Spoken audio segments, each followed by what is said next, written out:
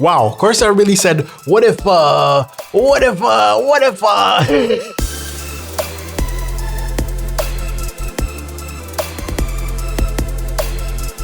yeah, there it is. They did it. They put a Stream Deck in a keyboard and they sent it to me. So today we'll be talking about what I like, what I dislike, and who I think this is for. So we can start by talking about the body. I'm gonna tell you right off the bat, I am not a huge keyboard guy. I haven't touched many keyboards in my life, but this has to be the sturdiest feeling keyboard I've ever held in my life. Like, this is strong, compact, metal, heavy, absolutely heavy. When you hold this thing and you move it around, nothing screams like plastic at all. And I kind of love that. On top of the amazing design, this feels like, you know, actual heavy machinery. Of course, you have the Stream Deck where your numpad usually goes. A lot of people were asking, oh, what about the numpad? It's a Stream Deck. You know, like the macro keyboard that can do pretty much anything. So of course, it comes with a pre-installed numpad. You have Galleon written on the side here. Just realized my camera is inverted. And I like that the LEDs, it's not just one light bar. It has that little pattern for the LED to shine through. So even when it's not on, you can subtly see that little pattern, which gives it like a pretty slick design. Something else to note is that some of the keys that have multiple functions are actually marked on the front. So if I just do this, you can already see some keys, right? You have your multimedia stuff on top. So since it's going to be in front of you, at a quick glance, you can see what key does what. Just holding it in front of the camera like that, I can feel it. Now I just checked the weight. It's 1.39 kilos, so it's pretty significant. Something else I really like is that you have two sets of feet on each side. So if you want to raise it just a little bit like that, you can do that. And if you want to raise it a little higher, then you have this. That's pretty cool. Here you have your power, here you have your pass-through, and then another pass-through over there. The keys are Corsair MLX Pulse Linear pre-lubricated mechanical keys. And honestly, it's something that you kind of have to feel to really get a sense of it, because at first when I tapped it like that, I had this sense of what it felt like. But then I actually set it down, started typing with it, and it felt completely different. Now, on the Stream Deck side, we have 12 keys. We have a little screen, which is not a touch screen. I thought it was going to be a touch screen like the Stream Deck Plus, but it's not. And then you have your two knobs for 3 inputs, left, right, and then press. All that to say, overall, this feels like it was meant to go on your big desk. That's like a battle station keyboard. This doesn't feel like the cheap plasticky thing that you would throw in a backpack with your laptop to travel around. This has great presence. And if I were to describe it in one word, it would be sturdy. Well, the Stream Deck, definitely a great feature. The LCD screen, the fact that it's compatible with the Xbox One, the Xbox Series S, the Xbox Series X, the PS4, and the PS5, and of course, Windows and Mac. So it can actually operate in different modes, and there's built-in memories for different profiles, including with the Stream Deck. So if you plug it somewhere that doesn't have the Stream Deck software, it's not just gonna shut off. You're still gonna have a profile and usable buttons. If you don't like the way the keys feel or sound, they're hot swappable, so you can remove them and put something that you prefer. And of course, the whole thing is highly customizable due to having, well, a Stream Deck, a whole screen. Via Windows, you can actually change the colors of the LEDs around the knobs. And for the rest of the keyboard, of course, you can customize the LED effects. And let's not forget our FN key that actually allows you to do a ton of things. Changing the lighting effects is FN plus all the numerical keys, including minus and plus, so that's 12. And FN plus the F keys will switch the profiles and, you know, pause, previous, forwards. You can also control the brightness of the keyboard itself through those keys, and you can macro record. And that's built in. That's plug and play. That works as soon as you plug it in. But of course, Corsair has their own web-based software to control all that stuff, and Elgato has, well, the Stream Deck software, which is what I'm more interested in.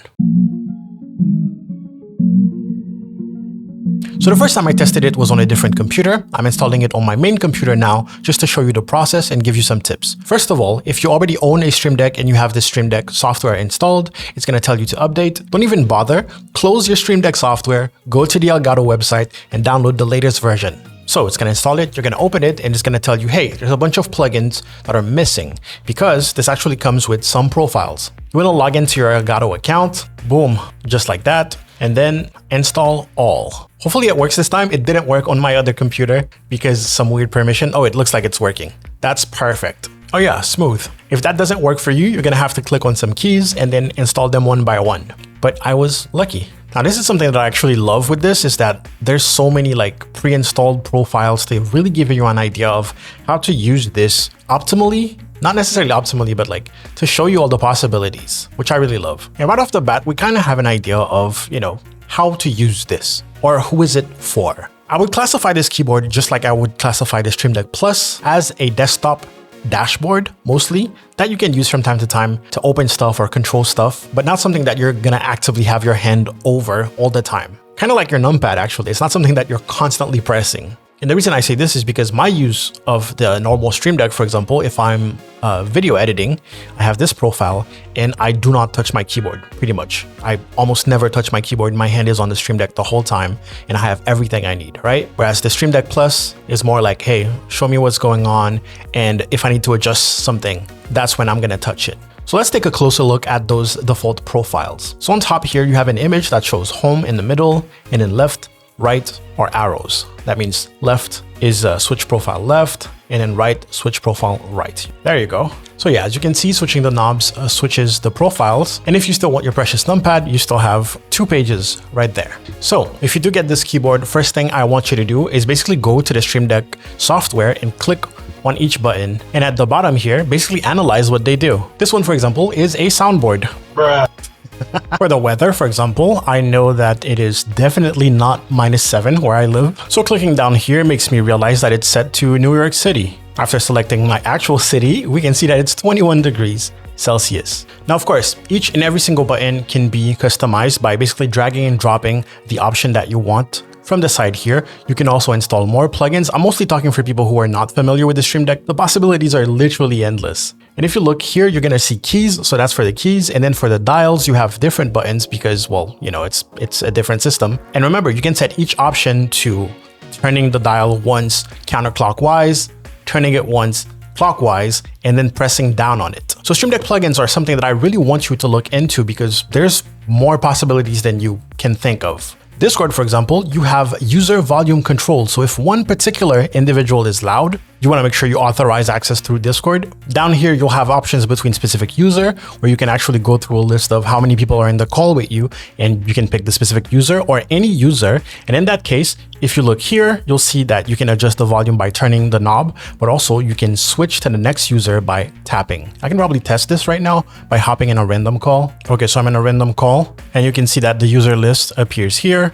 But if I pick any user, I can set it here. And on screen, I actually see the profile picture and the name of the person. I'm gonna press once, it's gonna switch to someone else. I'm gonna press again, switch to someone else, and I can individually control the volume of people that I'm speaking to. That is practical, and I've never done it until now. But that's exactly the type of things that I want you to keep in mind. I don't want you to think this is just a keyboard with a macro pad integrated. If you don't own a Stream Deck yet, it's more. For example, here in the profiles, I'm gonna link my Twitch channel real quick. I can keep an eye on my favorite creators. The YouTube buttons, for example, actually gives us some pretty wild options. We can set it up to display the live stream or the latest video. Let's put my channel, for example. As you can see, after putting my YouTube channel, you can put any YouTube channel actually. I'm gonna press the button and it's going to automatically open my latest video. This is great. And for Twitch, for example, here we have Finite Singularity. You can show viewer counts when they're live. You can show a stream preview. You can play a sound when the channel goes live. If you're a moderator, you can also open the mod dashboard. Like, again, this is not just a macro keyboard, is what I'm trying to say.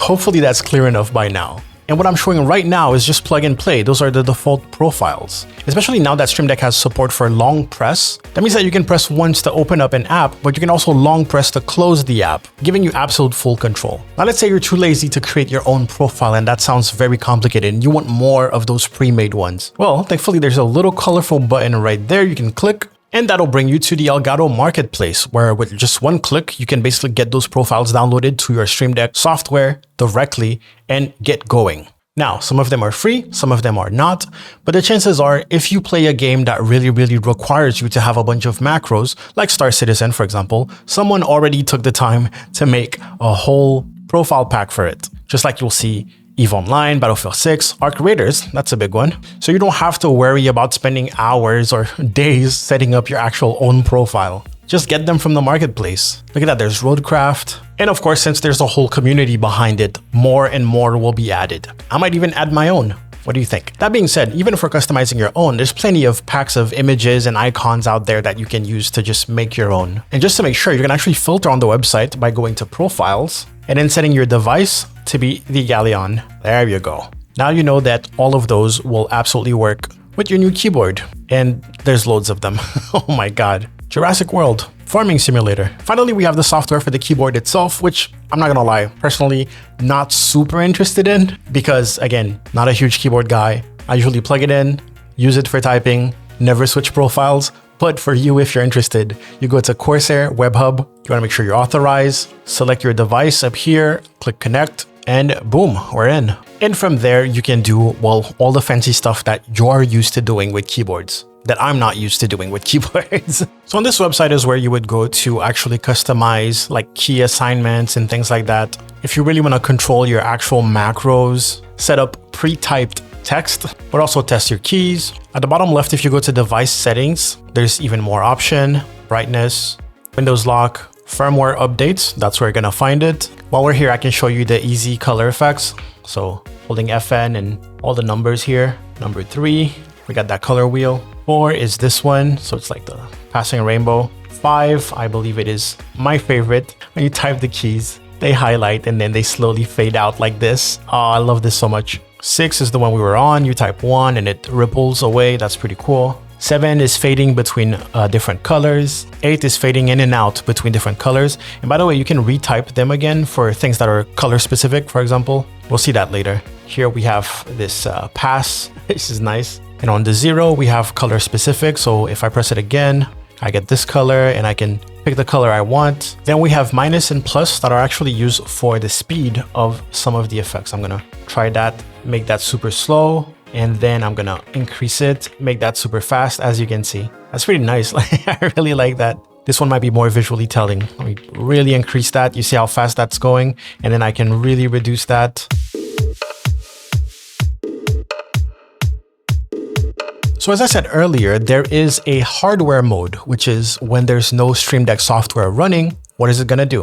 So I just closed my Stream Deck software right now. And as you can see, it goes back to this profile. There you go. And by default, you have access to those keys, to those shortcuts, and also the numpad by just twisting the knob like that. What I mostly want to show you is the themes. You can press here. And what that does is actually change the theme of the entire keyboard. So if I press, you can see that it's changing the effects on the keyboard, but there's also wallpapers that are associated to the Stream Deck that goes with each theme. At the bottom here, you can set the brightness of the Stream Deck. So that's 5 different levels. That's lowest. It doesn't show well on camera because this camera is so good. And then you have the brightness of the actual keyboard. Again, 5 steps. Here you can cycle through profiles. I don't have any right now, so that's fine. Here you can switch the frequency. We have 8 kilohertz, 125 hertz, and 1 kilohertz. Here you can activate or deactivate flash tap. That's supposed to give you ultra responsive inputs and like advanced movement techniques. I don't know. I don't use that stuff. Then here I believe there's game mode, and that is something that you can customize more on the web hub. Like what happens when you turn on game mode.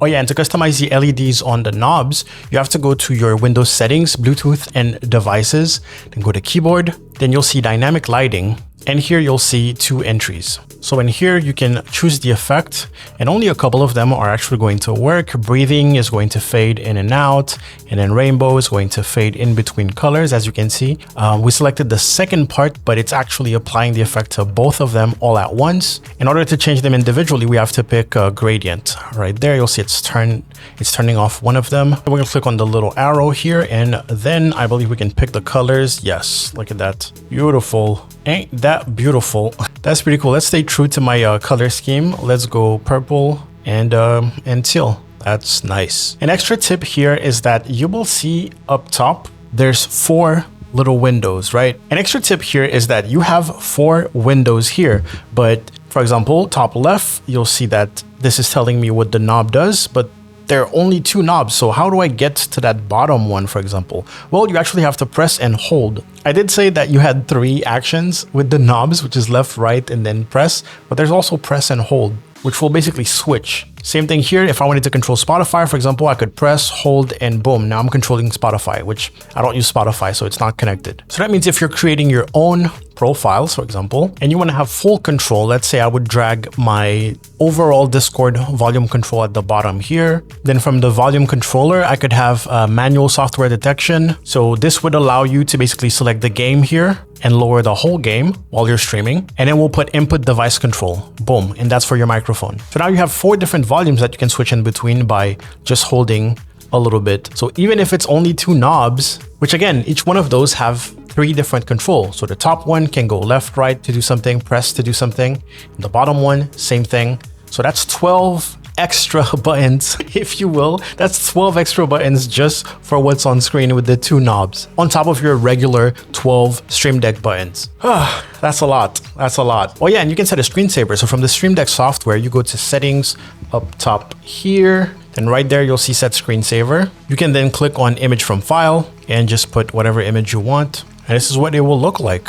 And we can set it to sleep after 5 minutes. There you go. Look at that. Beautiful. Beautiful. One last thing I want to show you is the little animation when you first plug it in. Wow. Check this out. Woo. Oh, it didn't do the whole thing. What the hell? All right, watch this. Watch this. You plug it in and then it goes.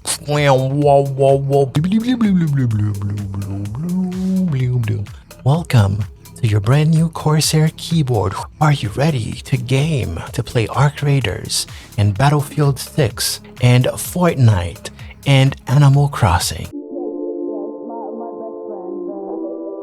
Anyways, the final point is the price, $350. I think it's a hefty price, not gonna lie, but for what it is, I get it. I absolutely get it. This is definitely not something you would just buy on a whim without knowing what you would use it for.